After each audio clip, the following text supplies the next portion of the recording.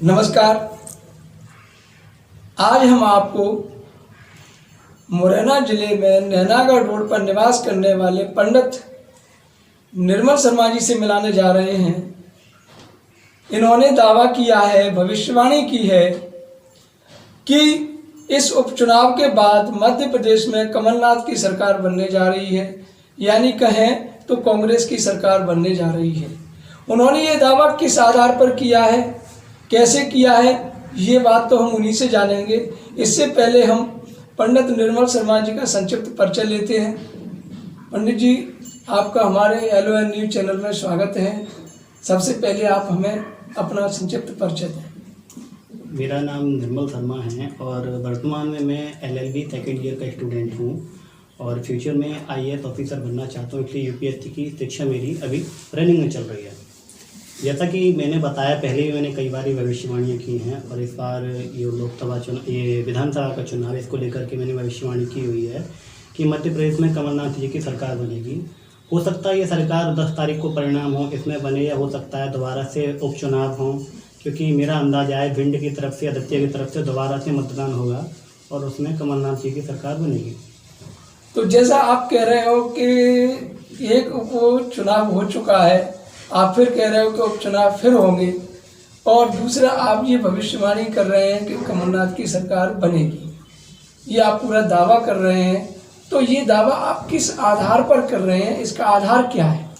मैंने हमेशा बचपन से ज्योतिष शास्त्र का अनुभव किया है और मैं उसी ज्योतिष शास्त्र के आधार पर ये दावा कर रहा हूँ। और मैं ये एक मैसेज देना चाहता हूँ कि लोग कहते हैं ज्योतिष सिर्फ एक कपोल कल्पना है, तो ज्योतिष कपोल कल्पना नहीं होती है। ज्योतिष एक सत्य है जो कैलकुलेशन के आधार पर हम बता सकते हैं। तो आपने कहा कि ज्योतिष के आधार पर हमने ये बात कही है कि कमलनाथ की सरकार बनने जा रही है। तो ज्योतिष में आप किस तरह से पता लगाते हैं कि इस तरीके से सरकार इसकी बनेगी, या आपने इससे पहले भी कोई ऐसी भविष्यवाणियां की हैं जिससे हमारी जनता ये जान सके कि आपकी भविष्यवाणी भी सही हो सकती है? ज्योतिष में कई चक्र रहते हैं, जैसे जय पराजय चक्र होता है, उसके आधार पर भविष्यवाणी की जाती है। अंक गणित होता है, उसके आधार पर भविष्यवाणियाँ की जाती हैं। और आपके ग्रह नक्षत्रों का संयोग होता है, उसके आधार पर वर्तमान दशा में भविष्यवाणियाँ की जाती हैं। मैंने इससे पहले भी 2 बार भविष्यवाणी की हुई है।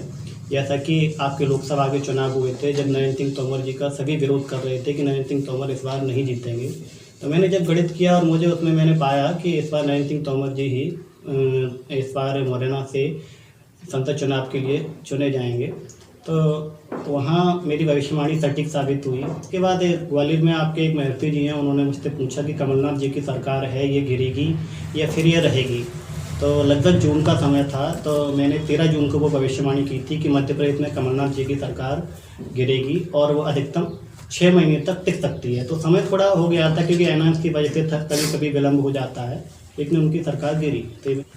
तो जैसा कि निर्मल जी ने बताया है कि उन्होंने 2 बार 3 बार भविष्यवाणियाँ की हैं, जैसे कि नरेंद्र सिंह तोमर को लेकर उन्होंने भविष्यवाणी की जो उनकी सटीक साबित हुई।